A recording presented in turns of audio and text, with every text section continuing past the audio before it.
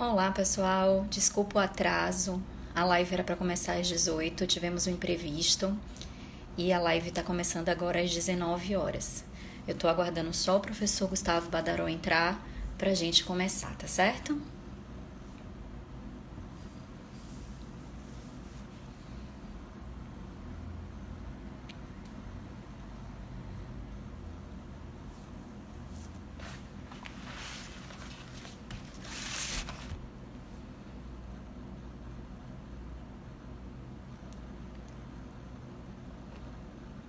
Bom, deixa o professor Gustavo chegar aqui, que aí eu coloco ele na transmissão e a gente começa.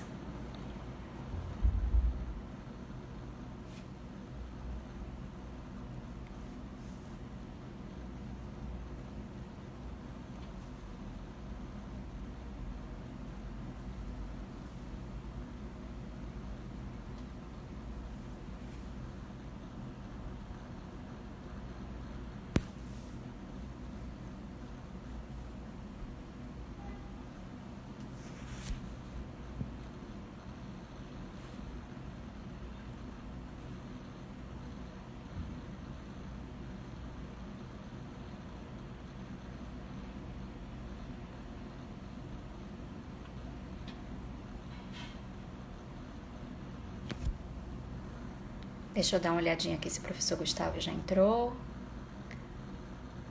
Olá, Marcos, tudo bom?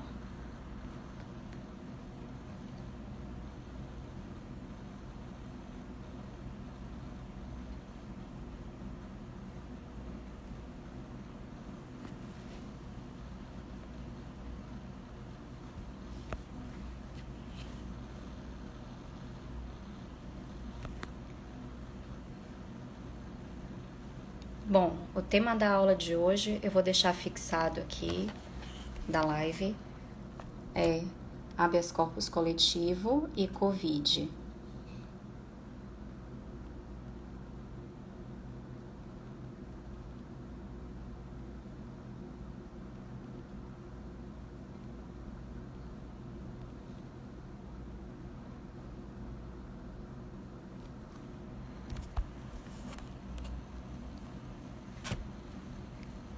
Deixa o professor Gustavo entrar.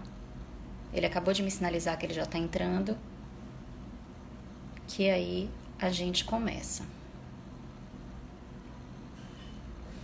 Isso, Marcos, tema polêmico, porque a gente está vivendo uma realidade. O professor Gustavo acabou de entrar. Né? A gente está vivendo uma realidade em que estamos vendo aí uma enxurrada de habeas corpus coletivos em decorrência do Covid.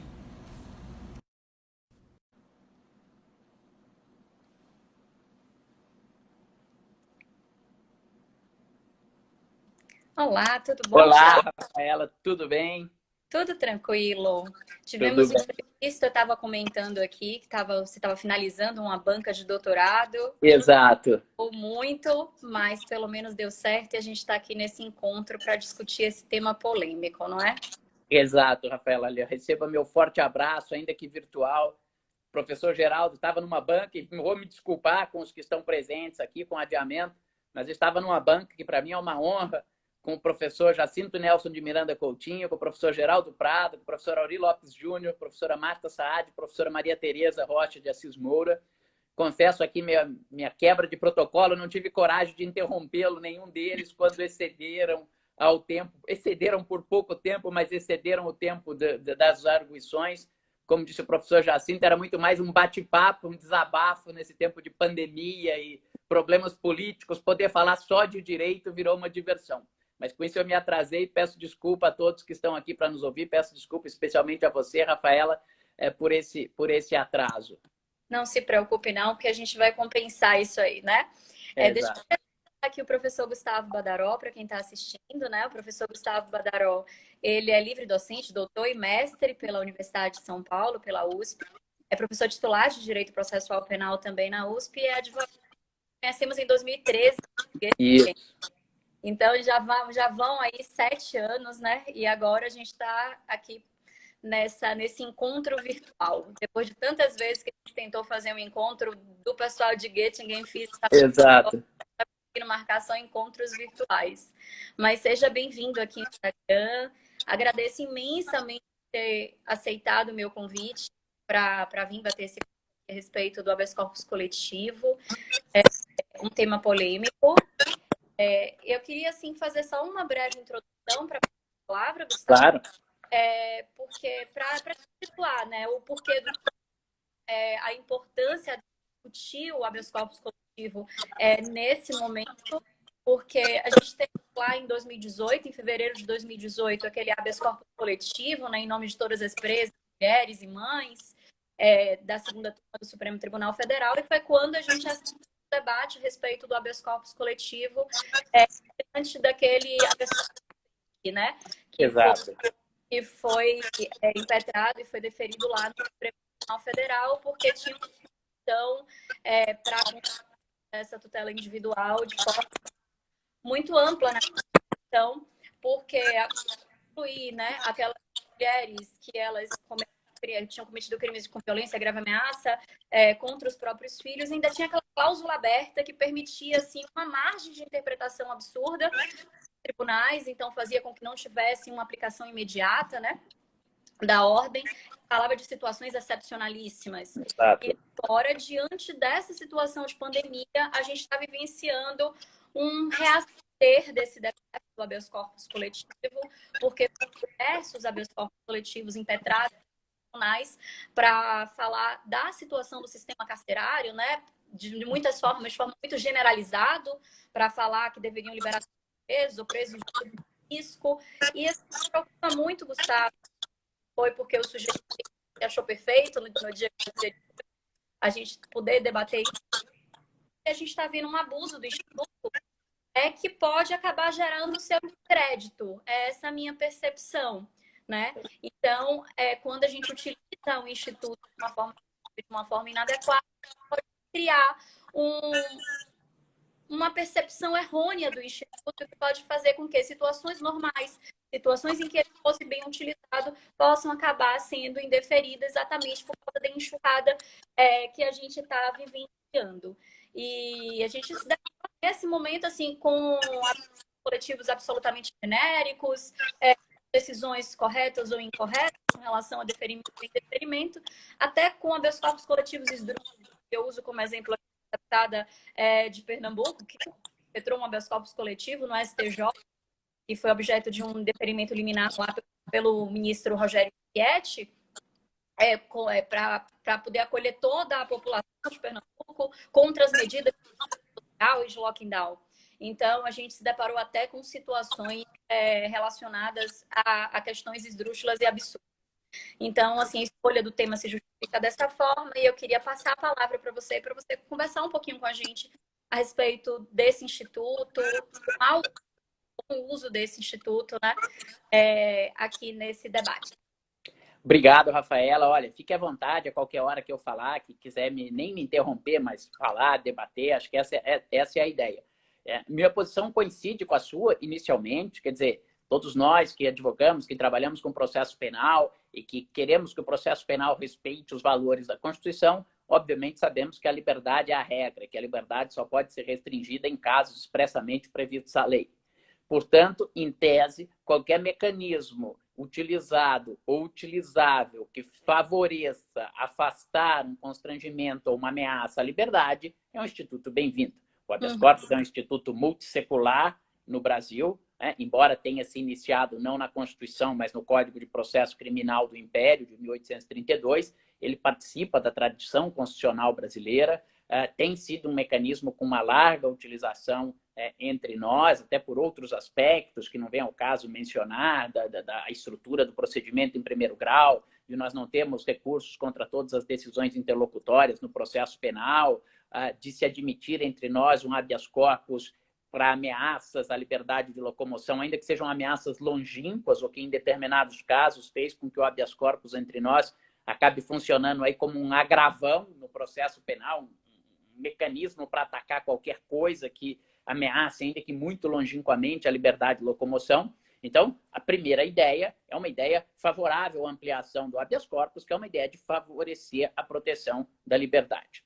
Um segundo aspecto que eu gostaria de deixar claro, até porque a minha leitura também é crítica da utilização do habeas corpus, não tenho a menor dúvida das melhores intenções das pessoas que interpõem o habeas corpus, de quem defende a ampliação e a utilização, mesmo que nós não tenhamos uma previsão legal do habeas corpus coletivo, diversamente do que aconteceu com seu irmão mais novo, o mandado de segurança, que acabou tendo primeiro uma disciplina que era exclusivamente individual, depois, com a Constituição de 88, passou a ter uma previsão da utilização do mandado de segurança também para a tutela coletiva, né? O habeas corpus não teve mecanismo semelhante.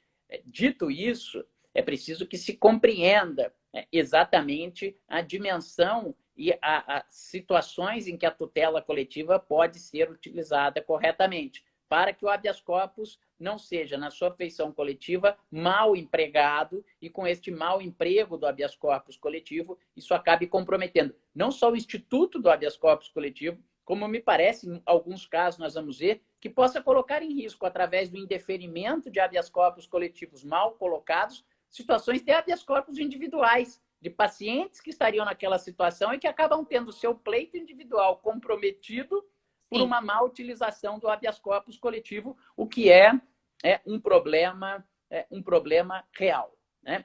Qual, vamos dizer assim, o obstáculo inicial para o habeas corpus coletivo? Eu destaco dois aspectos. Um primeiro, que me parece que é mais fácil de superar, né? Que a Constituição, se de um lado ela prevê o mandado de segurança individual e a Constituição de 88 passou a prever, no inciso imediatamente seguinte, o mandado de segurança coletivo, em que basicamente o que a Constituição fez foi estabelecer hipóteses de legitimação ativa de partidos políticos, entidades sindicais e entidades de classe para a interposição do habeas corpus coletivo, né? No inciso imediatamente anterior da Constituição, do artigo 5º da Constituição, que tratava do habeas corpus, a Constituição manteve o habeas corpus na sua feição individual. Mas aqui nós poderíamos dizer, bom, é uma lacuna de garantia constitucional, mas que poderia ser suprido por uma ideia da própria proteção da liberdade de locomoção no caput do artigo 5º, por uma ideia de buscar sempre uma efetividade da tutela jurisdicional que podia ser extraída do inciso 37, se não me engano, da Constituição, que trata da inafastabilidade do controle jurisdicional, 35, se não me engano, né? Isso seria contornável. Nós temos, porém, um problema que é de legislação ordinária. O Código de Processo Penal, na linha A do parágrafo 1º do artigo 654, quando trata dos requisitos que deve conter a petição inicial do habeas corpus, e eu vou passando um texto que eu preparei aqui na tela para não me perder em citações de memória, exige como requisito da petição inicial do habeas corpus o nome da pessoa que sofre ou está ameaçada de sofrer violência ou coação e o de quem de quem exerce a violência, coação ou ameaça. Portanto, e muito mais aqui do que o nome em si, é a necessidade de que o paciente seja uma pessoa certa, individualizada, identificada. Justamente por essa exigência que a doutrina mais antiga, desde o início do Código de Processo Penal, se nós pegarmos os primeiros comentadores, Bento de Faria, Câmara Leal, Eduardo Spínola Filho, etc., dizem, olha, não, o habeas corpus não pode ser interpretado em favor de uma classe. E os exemplos que naquela época a doutrina dava eram os estudantes de uma determinada escola, os frequentadores de um determinado culto religioso, e assim por diante, justamente por causa dessa falta de individualização do paciente. Bem esclarecido, né, nada impede que eu tenha um habeas corpus que, do ponto de vista subjetivo, haja acumulação de mais de um paciente, né? Quem atua na área criminal, nós estamos acostumados com isso. Eu tenho uma decisão de prisão preventiva decretada por um juiz incompetente e mandou prender 3, 4 pessoas, eu entro com um único habeas corpus, indico os 4 pacientes. Eu tenho um processo com vários corréus em que há um excesso de prazo da prisão cautelar, todos eles com a prisão decretada no mesmo momento. Eu vou entrar com um único habeas corpus, pedindo o reconhecimento da ilegalidade daquela prisão para aqueles 3, 4, 5 pacientes, mas sempre individualmente colocados. O que nós estamos falando aqui é de algo diverso, é da possibilidade da utilização do habeas corpus para a tutela de pessoas indeterminadas, de um grupo de pessoas ou de uma categoria de pessoas. Até 2018, como você bem lembrou do leading case aí da segunda turma do Supremo Tribunal Federal, de uma maneira geral, o Poder Judiciário e a jurisprudência sempre foi refratária à concessão de habeas corpus coletivos. Eu selecionei aqui alguns casos que eu peguei de jurisprudência, só para ter uma ideia, os amigos e as amigas, advogados, advogadas, estudantes que estão nos ouvindo. Por exemplo, habeas corpus interposto em favor de professores de uma rede estadual que teriam sido cerceados na sua liberdade de locomoção ante a supressão do seu direito de férias de inverno. Habeas corpus interposto em razão a integrantes do movimento do Sem Terra contra uma ordem de reintegração de posse. Habeas corpus diante de um grupo de pessoas que desejavam comparecer a uma sessão do Congresso Nacional Brasileiro numa data marcada em que houve restrição de acesso. Mais recentemente, um habeas corpus por uma coletividade de indivíduos que queriam permanecer num acampamento na frente da Justiça Federal quando o ex-presidente Lula foi chamado para depor no âmbito da Lava Jato. Numa situação até mais próxima do direito da liberdade de locomoção, um habeas corpus que foi interposto em favor de todos os condenados que já tinham direito de obter progressão para o regime semiaberto, mas ainda estavam em regime fechados, que nesse caso foram identificados como a coletividade de pessoas presas em regime inadequado no CDP de Osasco. Não sei como é que é a terminologia aí, mas aqui em São Paulo, CDP são os centros de detenção provisória, que são onde ficam os presos cautelares, mas também aqueles que têm possibilidade de progredir. Um outro habeas corpus em que foi interposto esse habeas corpus aqui em favor de aproximadamente 500 presos custodiados em diversas delegacias de polícia da cidade de Salvador, aí na Bahia. Em todos esses casos, 2 casos envolvendo portarias de vara da infância e juventude que restringiam a circulação de adolescentes no município. Um aqui do município de Cajuru, de São Paulo, um outro dos chamados rolezinhos em shopping centers, naquela época dos rolezinhos em shopping center, um juiz aqui de Ribeirão Preto, da vara da infância e juventude, que proibiu. Em todos esses casos, houve o não conhecimento do habeas corpus pela impossibilidade do habeas corpus coletivo. Antes do voto do Supremo Tribunal Federal, eu elenco um caso de 2008 que foi um habeas corpus concedido em regime de plantão por uma juíza de primeiro grau, interposto em favor dos integrantes dos coletivos e dos grupos de ação antiproibicionistas de Porto Alegre, que pleiteavam salvo-conduto para participar das chamadas marchas da maconha, marchas em favor da descriminalização do uso da maconha. Esse até, um dos impetrantes, era o nosso querido amigo Salo de Carvalho, que foi o advogado que interpôs esse habeas corpus. Mas são casos isolados. Até que nós chegamos, no dia 20 de fevereiro de 2018, a segunda turma do Supremo Tribunal Federal concedeu um habeas corpus coletivo, relator ministro Lewandowski, esse que você faz a referência, e só lê a parte final do dispositivo e peço que quem está nos assistindo veja a amplitude da ordem que foi concedida, como você lembrou, mas não só a amplitude dos beneficiados, mas também a amplitude das exceções a quem se enquadrava naquela categoria. Para aplicar se quiser. Exatamente. Então, vamos lá.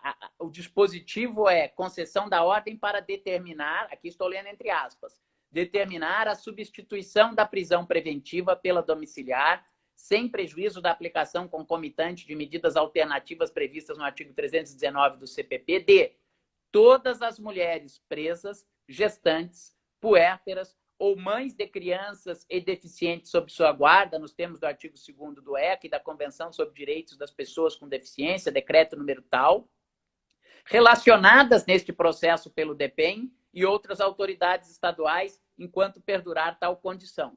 E aí vem as exceções. excetuados casos de crimes praticados por elas mediante violência ou grave ameaça contra seus descendentes, ou ainda em situações excepcionalíssimas, as quais deverão ser devidamente fundamentadas pelos juízes que denegarem o benefício. E aí vem a extensão da ordem de ofício. Só esclarecendo, quando houve aquele habeas corpus, o DPEM e algumas entidades fizeram uma relação das possíveis presas nessas condições que poderiam ser beneficiadas com a ordem. Mas com o passar do tempo, como aquela relação ficou desatualizada, aí o Supremo ainda concedeu de ofício o seguinte: estendendo a ordem de ofício, as demais mulheres presas, gestantes, puérperas ou mães de criança ou pessoas com deficiência, bem como adolescentes, sujeitas à medida socioeducativa em idêntica condição em território nacional, observada as restrições acima. E ainda diz: quando a detida for tecnicamente reincidente, o juiz deverá proceder em atenção às circunstâncias do caso concreto, mas sempre tendo por norte princípios e regras acima enunciados, observando, ademais, as diretrizes excepcionais da prisão. Se o juiz entender que a prisão domiciliar se mostra inviável ou inadequada em determinadas situações, poderá substituí-la por medidas alternativas à arrolada no artigo 31 do CPP, 319 do CPP. Para apurar a situação de guardiã dos filhos da mulher presa, dever-se-á dar credibilidade à palavra da mãe, podendo o juiz, na dúvida, requisitar a elaboração de laudo social, devendo, no entanto, cumprir desde logo a presente determinação. Vejam, é algo tão amplo e com tantas exceções que, na prática, isto inviabilizou a efetividade desse habeas corpus. E mais ao final, eu quero dar dados, inclusive com números, que houve o acompanhamento da efetividade desse habeas corpus. Mas para as amigas e os amigos terem uma ideia, a pesquisa do ano passado indicava que o índice de efetividade desse habeas corpus foi de 4%. 4%. Não é? Eu queria saber susto. De um potencial de 10 mil presas, foram beneficiadas cerca de 450 presas. Né? Então, vamos lá. Então, esse é o quadro. O Supremo passou a admitir um habeas corpus coletivo. Bom, em que situações o habeas corpus coletivo seria considerado? Um óbice que talvez nós pudéssemos alegar, bom, mas isto viola a linha A do parágrafo 1º do artigo 654, que diz que o habeas corpus tem que ser individual. Bom, tudo bem, mas o Supremo passou por cima disso. Se o Supremo está entendendo que isto é superável, vamos lá. Como compatibilizar esse instrumento? Nós não temos disciplina legislativa para o habeas corpus coletivo. Vamos até imaginar que não houvesse essa linha A. O problema seria só de uma ausência de disciplina legislativa. O que me parece que talvez seria o mais natural seria buscar um auxílio no que aconteceu em relação ao mandado de segurança coletivo. E lembrando, quem nos está vendo, o mandado de segurança, na sua modalidade coletiva, foi previsto na Constituição de 88. Somente na nova lei do mandado de segurança de 2009 é que passou a haver legislativamente uma disciplina do mandado de segurança coletivo. Isso nos poderia ser um bom indicador, dizendo, olha, mesmo na ausência de uma legislação específica, dá para aplicar um mecanismo de tutela coletiva. Só que é importante nós atentarmos, Rafaela, para algumas peculiaridades em relação ao mandado de segurança coletivo. Ele era de 88 na Constituição, final de 88, mas desde a década de 60, nós tínhamos a Lei de Ação Popular, que tinha uma pequena regulamentação como primeiro instrumento de tutela coletiva, mas em 1985, nós tivemos a Lei de Ação Civil Pública, que pela primeira vez traçou um subsistema de tutela coletiva entre nós.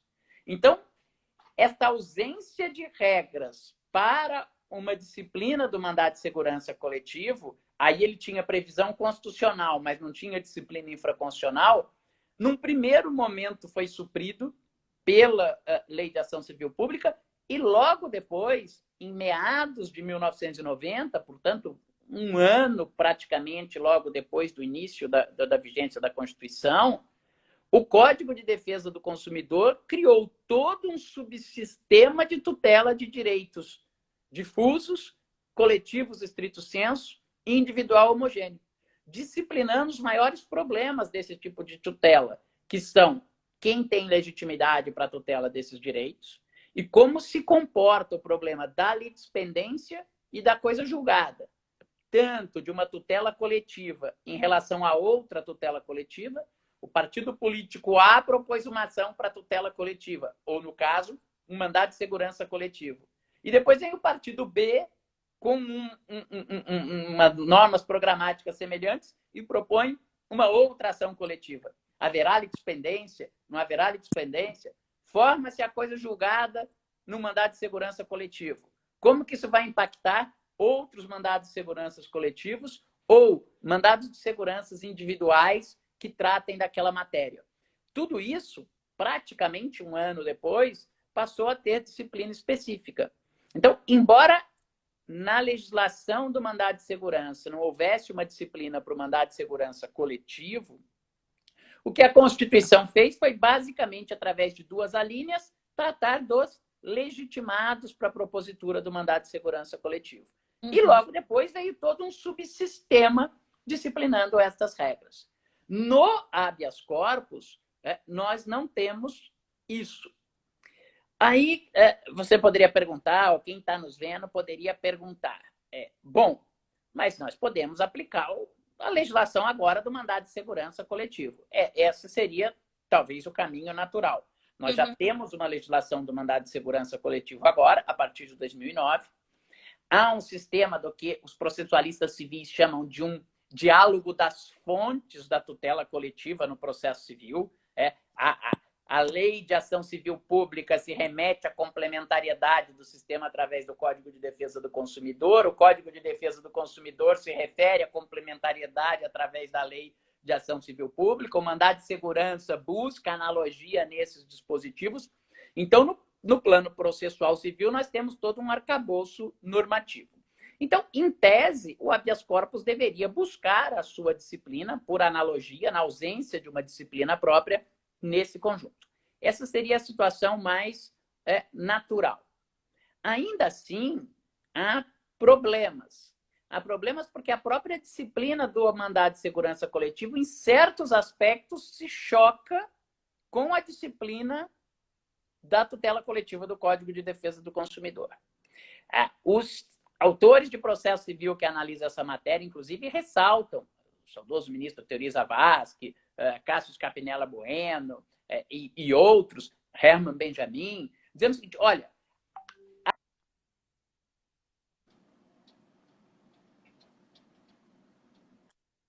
a ligação aqui.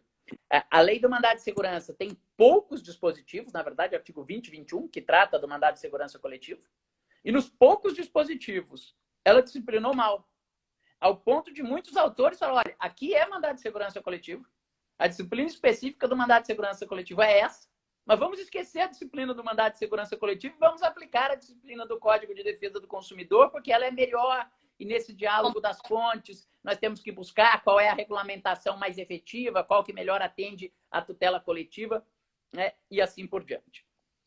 Ainda que assim ou seja, vamos lá. A lei do mandado de segurança disciplina, quase que copiando o Código de Defesa do Consumidor, a utilização do mandado de segurança para a tutela de direitos coletivos, estritos sensus, e individuais homogêneos. A lei do mandado de segurança não faz referência a direitos difusos. Essa é uma longuíssima discussão entre os processualistas civis, quem trata da tutela coletiva. Não caberia a nós aqui, muito menos ao processualista penal, entrar em discussões se a classificação boa é dúplice, se a classificação boa é tríplice. Mas esse é um tema que nos interessa. Porque, da mesma forma que os processualistas civis falam, o mandado de segurança coletivo não é um novo remédio constitucional. É um mandado de segurança que pode ser interposto como gênero em duas espécies. O mandado de segurança individual e o que a Constituição fez foi prever uma espécie de tutela coletiva. Então, vamos pensar o mesmo para o habeas corpus. A Constituição fala do habeas corpus só individual, mas por essa interpretação generosa do Supremo Tribunal Federal, nós podemos dizer que nós temos um gênero habeas corpus e duas espécies. O habeas corpus para tutela individual, o habeas corpus para tutela coletiva.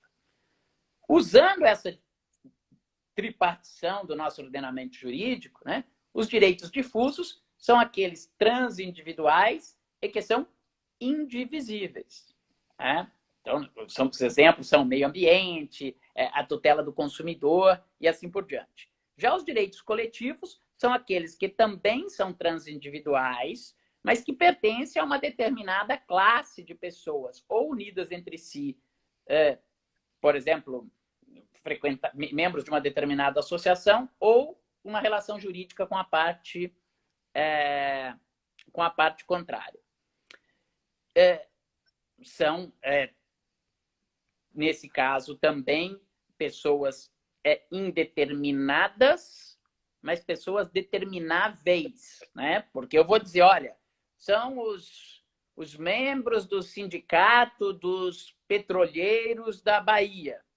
São pessoas indeterminadas. Mas eu posso falar, bom, sindicato, me dá a tua relação, quem são todos os seus associados, etc.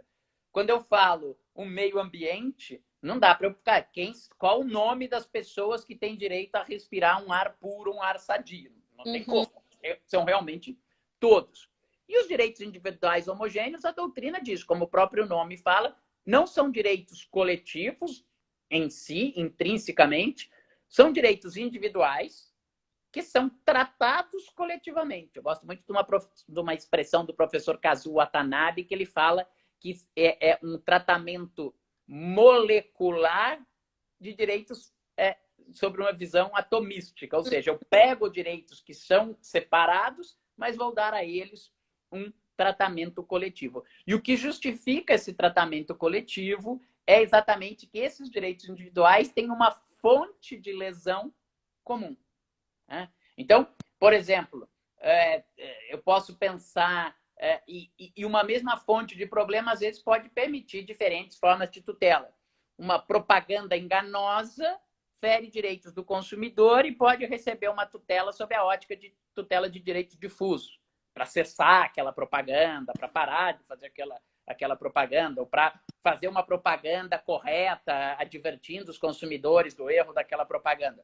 Mas eu posso pensar na situação de diversas pessoas que compraram aquele produto, ou um produto nocivo à saúde, e aquelas pessoas lesadas poderiam cada uma propor a sua ação, mas elas também vão poder coletivamente buscar aquela reparação. Como que isso, muito simplisticamente, sem nenhum demérito, como que isso se projeta no âmbito do processo penal? Nós podemos pensar em relação aos presos em direitos difusos, coletivos, estrito sensu, individuais, homogêneos? Sem dúvida que sim. Nós podemos pensar nos presos de um determinado estabelecimento prisional, em que tem lá, sei lá, um problema de construção e os equipamentos estão poluindo o ar daquele meio ambiente.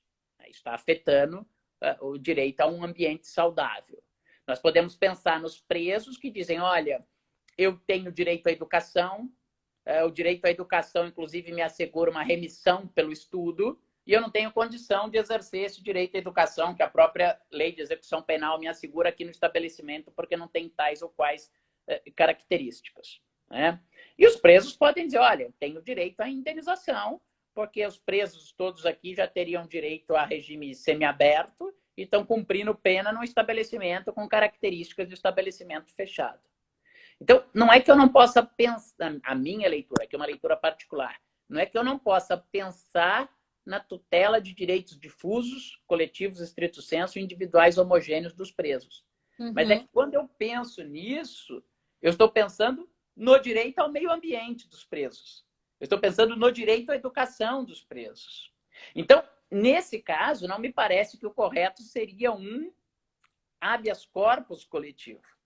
Mas se eu tiver, por exemplo, a Associação de Defesa do Direito dos Presos da Bahia, essa associação iria poder entrar pedindo que fossem asseguradas condições de saúde, que fosse assegurada direito à assistência religiosa, direito à educação e assim por diante.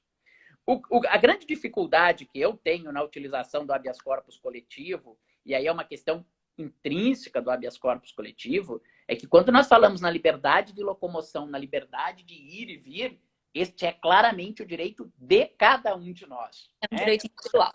Individual. É muito bonito, eu cito isso até, me revoltou quando o STJ dizia o seguinte, não, Agora, qualquer do povo pode entrar com habeas corpus, mas você, para entrar com recurso em habeas corpus, você tem que ter a procuração.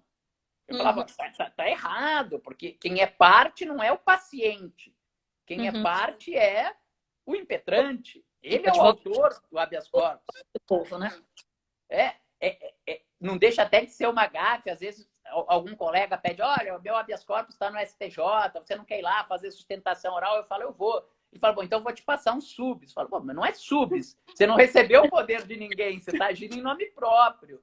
Você tem que me dar uma procuração para me constituir seu procurador, para ir lá fazer sustentação, oral. Então, nessa época, eu me lembro, eu citava uma passagem belíssima, entre inúmeras outras, do Rui Barbosa, em que o Rui Barbosa, justificando por que não se precisa de procuração no habeas corpus, ele falava assim, a liberdade é um bem de todos nós. Eu, como advogado, quando defendo a liberdade, não estou defendendo só a liberdade do paciente, estou defendendo a minha liberdade, a liberdade de qualquer um de nós.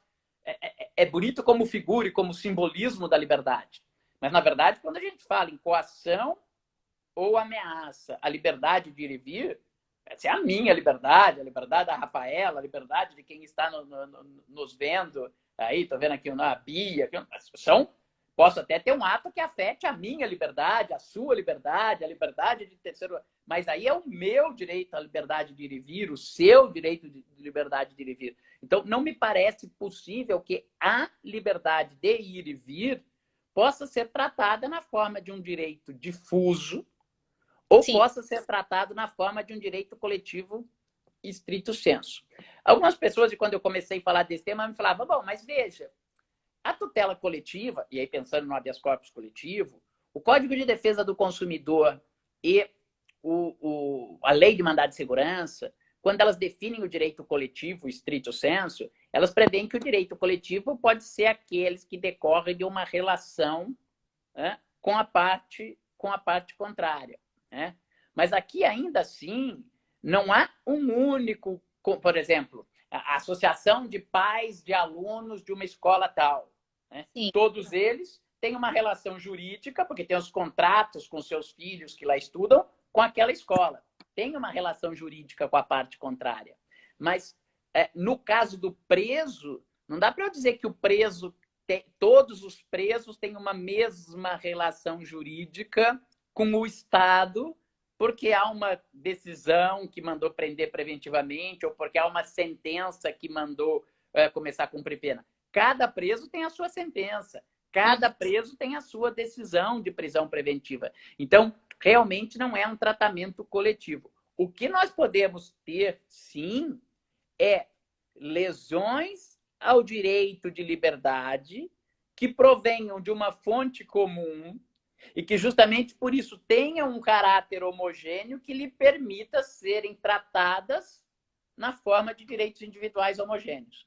Esse é o ponto que me parece que o habeas corpus coletivo pode ser corretamente utilizado. Aqui eu não estaria criando uma categoria diferente dessas categorias no âmbito do nosso ordenamento jurídico e estaria tratando da liberdade, que, ao meu ver, liberdade de ir e vir é um bem individual e, portanto, identificado cada pessoa, mas que pode ter uma lesão coletiva. Então, essa seria a situação em que esse direito pode receber um tratamento, coletivo. Qual é o problema? Aqui o habeas corpus seria utilizado, ainda que em algum caso de ameaça, mas tipicamente para reparar danos, né? Ilegalidades praticadas contra a liberdade de locomoção. E isso vale também no processo civil. Os processualistas civis fazem essa advertência. Minha querida professora Ada Pellegrini Grenova, minha mãe intelectual, entre tantos outros. Olha, professor Caso. Foi sua orientadora no mestrado, doutorado?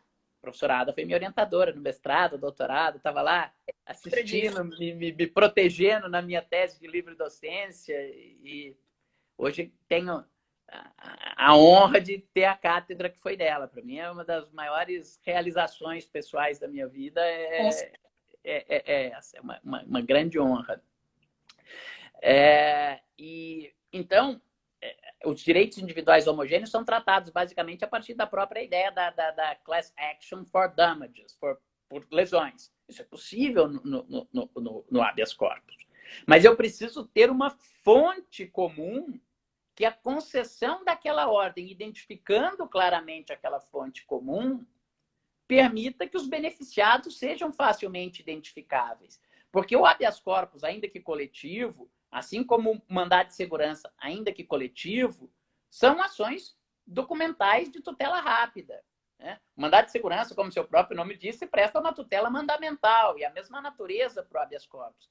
Eu não tenho fase executiva posterior para tentar fruir aquele direito. E o problema das ações de tutela de direitos individuais homogêneos é que elas têm uma fase de liquidação, porque nós estávamos acostumados a usar liquidação como expressão do processo civil para os títulos executivos ilíquidos, mas que é mais do que liquidação, né? Porque ela não se presta só a determinar o valor do dano. Eu tenho também que identificar aquela pessoa como lesada e a relação do nexo causal daquela fonte genérica de dano reconhecida na tutela coletiva com aquela pessoa. Então, ele é um processo que é mais do que uma liquidação, é um processo de especialização ou de identificação ou de determinabilidade daquela pessoa. Então, sintetizando o que nós falamos até aqui em caminho para o final, eu acho que haveria uma barreira legal para usar o habeas corpus coletivo, que é que ele só se presta no Código de Processo Penal para tutelas de pessoas individualizadas. Essa barreira foi eliminada pelo Supremo Tribunal Federal. Então, eu devo trabalhar aplicando, por analogia, o regime do mandado de segurança coletivo integrado pelo diálogo das fontes com o sistema do Código de Defesa do Consumidor e Lei de Ação Civil Pública. Estabelecido isso, o habeas corpus estaria sujeito às regras de litispendência, de coisa julgada erga omnes, coisa julgada inter alios, coisa julgada só no caso de julgamento de procedência, no caso de direitos individuais homogêneos e assim por diante. O que já não é um transporte fácil, porque eu tenho o problema de que essas ações trabalham com uma ideia de representatividade adequada, ainda que não nos mesmos modelos americanos, mas a lei nossa procura legitimar determinados entes que ela considera adequados para essa tutela, e o habeas corpus é uma ação popular. Isso potencializa os perigos, porque se eu for uma pessoa qualquer, uma associação constituída há menos de um ano, etc., não posso promover uma tutela coletiva no âmbito civil. E se eu não for nem bacharel em direito, eu posso interpor um habeas corpus. Uhum. Então, a hora que não dá para, por lei, eu falar o habeas corpus coletivo não é uma ação popular, eu estaria restringindo uma garantia constitucional. Sendo uma ação popular, isso potencializa os problemas de litispendência, de coisa julgada e assim por diante. Mas com tudo isso, ele é utilizável para tutela de direitos individuais homogêneos ou, numa linguagem mais nossa, processualista, para fontes comuns de lesão à liberdade de locomoção. Mas, para isso, a fonte precisa ser comum. E aí, vamos lá, na época da pandemia, o que acabou acontecendo? Foram interpostos muitos habeas corpus, né, por situações tão díspares, né, em que isto acabou inviabilizando a utilização daquele habeas corpus. Nesse habeas corpus coletivo que você mencionou, Rafaela, o que nós tivemos? Eu estou aqui procurando aqui no meu texto os números para eu falar de cabeça, né? Que foi o habeas corpus 143, 641, para quem quiser acompanhar. Ele foi concedido no dia 20 de fevereiro de 2018. Portanto, nós já estamos aí há 2 anos e 4 meses da concessão desse habeas corpus. Nos dados de um livro muito bom sobre o habeas corpus na visão dos tribunais, que foi publicado o ano passado, 2 pesquisadoras analisaram os dados fornecidos, inclusive pelo DEPEN, e elas dizem... Pois não? Não, eu vi o livro. Então, e elas dizem que haviam 10.693 mulheres que seriam, em princípio, elegíveis para a concessão da prisão domiciliar e 426 foram beneficiadas, o que é um impacto de apenas 4%.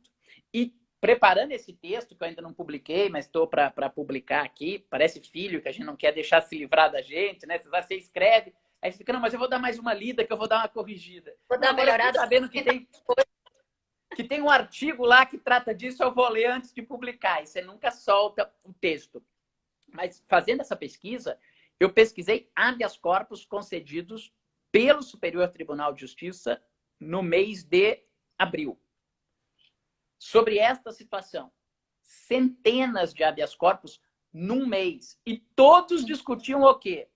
Eram recursos em habeas corpus, ou habeas corpus substitutivo de recurso porque a mulher estava presa, discutindo se a situação era excepcional ou não. Então, o que aconteceu? A ordem era tão genérica que aquelas mulheres tiveram que fazer o quê? Chegava lá no seu juiz da execução ou no seu juiz da medida cautelar e falava, olha, eu estou naquela condição amplíssima, mãe, parturiente, puérpera, lactante, e não estou também naquelas exceções amplíssimas. Sim. Fazia o seu pedido. O que o juiz falava lá embaixo? Não. Para mim, você ou não está na condição ou você está na exceção. Aí elas entravam com habeas corpus individuais nos seus tribunais locais. Sim. O tribunal local, alguns devem ser concedidos e outros negados. Os que eram negados, esses pacientes tinham que entrar com RHC no STJ ou novo HC individual. Sim. E aí o STJ ia conceder ou denegar a ordem. Vários ministros aqui, em vários casos, concedem e em vários casos denegam. Ou seja, a ideia da tutela coletiva, que é para atingir um número maior de pessoas, com isso evitar decisões conflitantes, economia processual, etc., se perdeu. Porque aquela tutela coletiva acabou tendo que virar o quê? Um monte de tutela individual sobre aquele mesmo direito. Então não dá para usar o habeas corpus mesmo para tutela de direitos individuais homogêneos? Eu acho que dá quando a fonte, primeiro, 2 requisitos. A fonte seja comum de lesão e a demonstração daquela...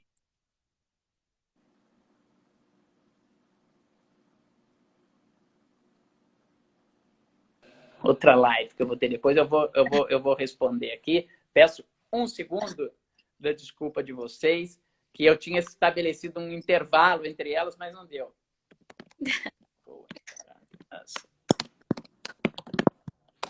Só um segundinho, estou avisando aqui que eu vou entrar às 20 horas em ponto, porque...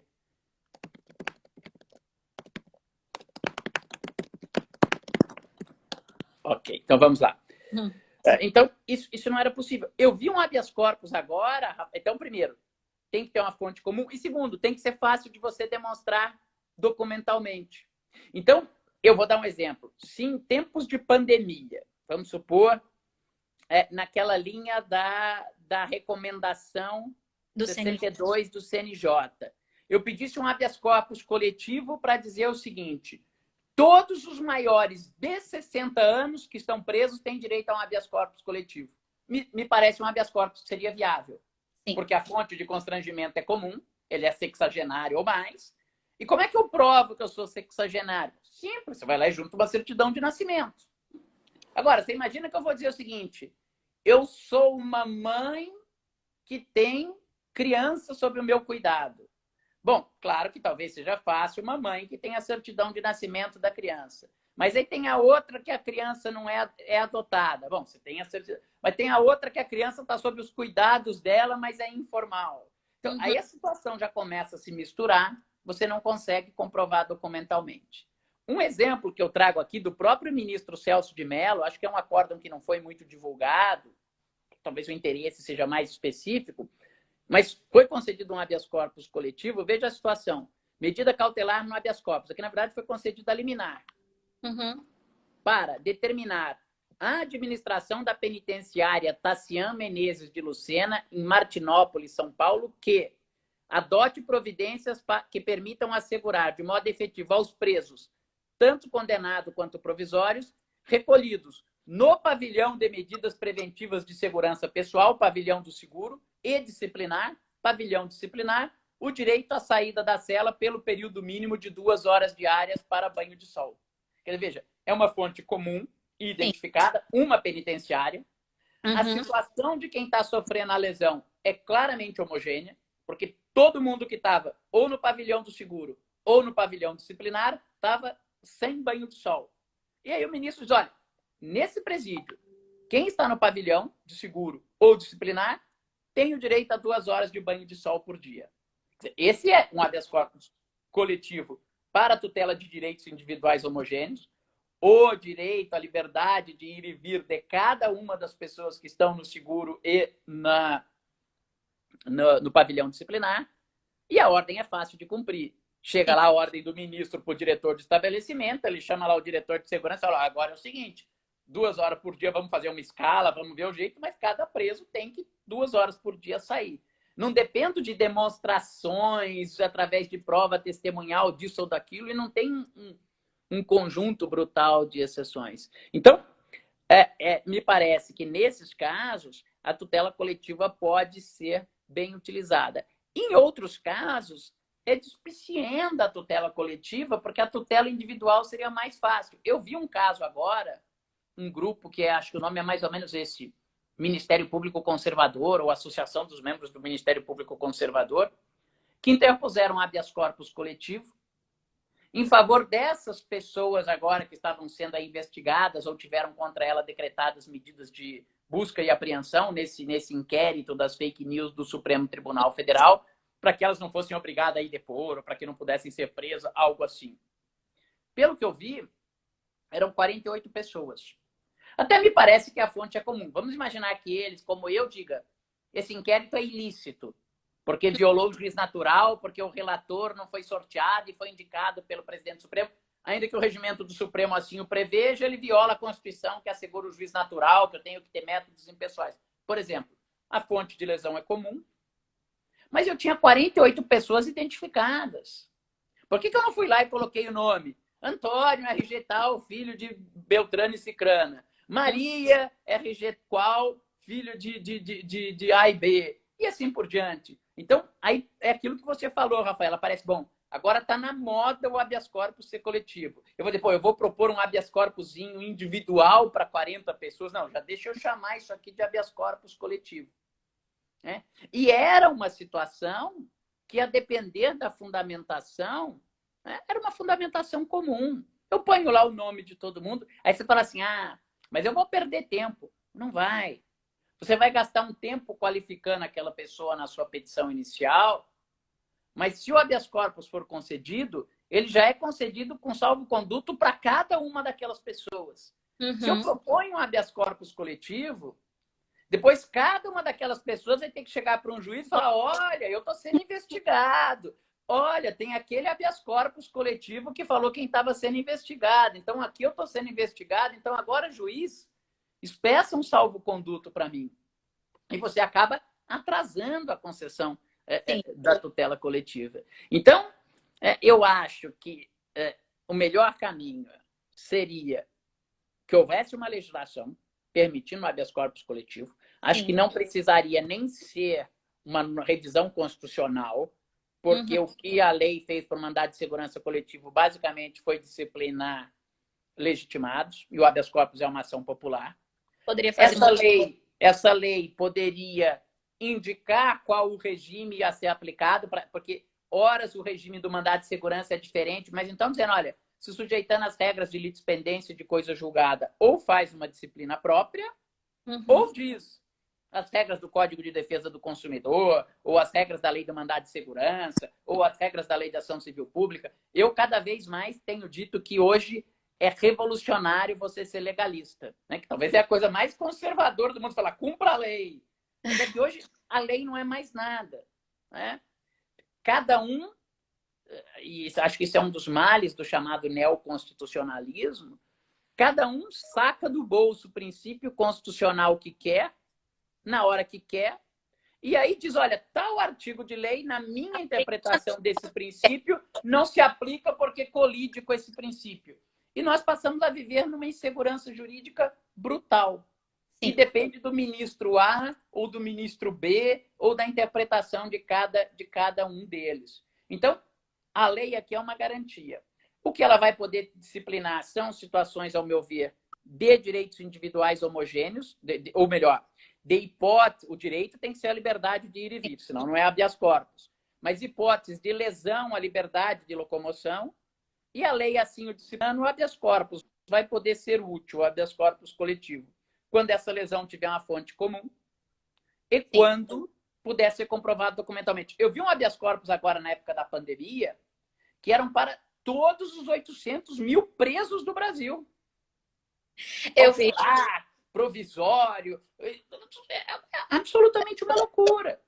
É, E, eu pois estava não. fazendo uma live, por sinal, o ministro Sebastião Reis está aqui assistindo a gente. E Que uma honra, tarde, nos honra, ministro Sebastião. eu estava fazendo uma live com ele. E ele falou: hoje eu recebi um habeas corpus aqui na STJ que era tão genérico que a gente não tinha como identificar o número de pessoas que seriam beneficiadas. Então, como é que eu vou deferir uma situação como essa? E aí é preocupação. Esse habeas corpus é para essas 800 mil presos. E aí, veja, o pedido de liminar era um pedido de instrução. Que seja oficiado para o DEPEN para informar não sei o quê, que seja oficiado para as secretarias de administração penitenciária dos 27 estados da federação e de mais o Distrito Federal para que informe quantos presos estão doentes, quantos presos têm mais de 60 anos, quantos presos... É um negócio que não acaba. Né? Então, se alguma mensagem a gente puder passar primeiro, o Supremo Tribunal Federal admitiu o habeas corpus coletivo. Segundo, ele pode e deve ser utilizado, mas para que nós tenhamos segurança jurídica, é preciso que haja uma legislação para a gente não ficar nesse regime de analogia com o sistema A ou o sistema B. Uma lei, me parece, vai poder disciplinar a tutela coletiva da liberdade de locomoção para receber proteção na forma das tutelas dos direitos individuais homogêneos. Não consigo imaginar a tutela, a liberdade de locomoção sendo tratada como direito coletivo estrito sensu ou como direito difuso. Essa lei vai ter que se preocupar com o problema da litispendência e da coisa julgada, tanto de um habeas corpus coletivo diante de outros habeas corpus coletivos, quanto a solução do problema dos habeas corpus individuais que tratarem daquele direito perante a concessão ou a denegação do habeas corpus coletivo que tinha a mesma fonte de lesão. E, por último, ainda que nós tenhamos esse corpo coletivo, é preciso uma mudança de mentalidade. Né? Eu gosto muito de uma frase do Einstein, que o Einstein dizia o seguinte, que triste era a nossa, em que é mais fácil romper um átomo do que romper um preconceito. Né? Quer dizer, não adianta mudanças legislativas se não houver mudança de mentalidade dos operadores dos sistemas. E aí somos nós, advogados, Ministério Público, juízes, que tratem desse tema. Só com essa mudança de mentalidade, e nesse caso, eu acho que o sistema poderá evoluir. Mas nós precisamos ter o cuidado para, usando uma expressão bem popular, para que nós não queimemos o habeas corpus coletivo antes que esse momento de uma adequação legislativa e de mentalidade do usuário chegue, que aí vai ser, ao meu ver, um grande perigo e um grande problema para o habeas corpus coletivo, que pode ter uma boa solução, que pode ter uma vida longa entre nós e que pode ter uma disciplina legal adequada, acabe caindo num descrédito. E se um dia vier a ser regulamentado, ser conhecido como a lei que não pegou, como nós costumamos dizer. Exatamente. Nossa live vai cair em 2 minutos. Eu estou vendo. Porque o Instagram, ele cai. 1 hora, né? A gente pode marcar outra live, porque eu adoro conversar com você, tá? E tô amando. Por mim, eu ficaria aqui a noite inteira discutindo habeas corpus coletivo e eu queria... Na verdade, a minha preocupação o que eu vejo é o seguinte, que o habeas corpus coletivo, ele passou a ser né, a entrar nesse início de descrédito por conta desse mal, por causa da ausência de uma iniciativa legislativa com relação à questão da população carcerária. Então, foi como uma solução imediata, né, dos advogados para tentar, desesperada, né, para tentar resolver o sistema carcerário, junto com a ausência da postura do nosso presidente, porque poderia fazer extraordinário, poderia tentar resolver de alguma forma também, né, teria competência para isso, teria a possibilidade de fazer isso e não fez. Na verdade, está tendo uma postura completamente contrária a toda a realidade que a gente está vivenciando. Então, diante dessa ausência de iniciativa legislativa e dessa ausência de uma postura adequada presidencial, a gente se deparou com uma necessidade de solução do problema da população carcerária através, né, do judiciário, e aí tentativas desesperadas com que surgisse, quer dizer, reacendesse no debate o habeas corpus coletivo, muitas vezes utilizado de forma inadequada. Exato, você tem total razão, a minha visão é exatamente essa. Chile teve uma lei recente, Portugal teve uma lei recente, concedendo indulto, concedendo comutações parciais, concedendo suspensão de cumprimento de pena. No nosso caso, seria mais fácil, porque essa lei não precisaria passar pelo parlamento. O presidente da República tem poderes constitucionais na repartição de competência para fazer um indulto extraordinário, para conceder comutações, etc. Não o fez. Diante disso, os advogados, por isso que eu falei, com muita boa intenção, tentaram, através do habeas corpus coletivo, resolver esse problema. Mas, infelizmente, em algumas situações, o habeas corpus coletivo não é adequado. Vai cair muito. Um beijo, um abraço a todos. Estou à disposição.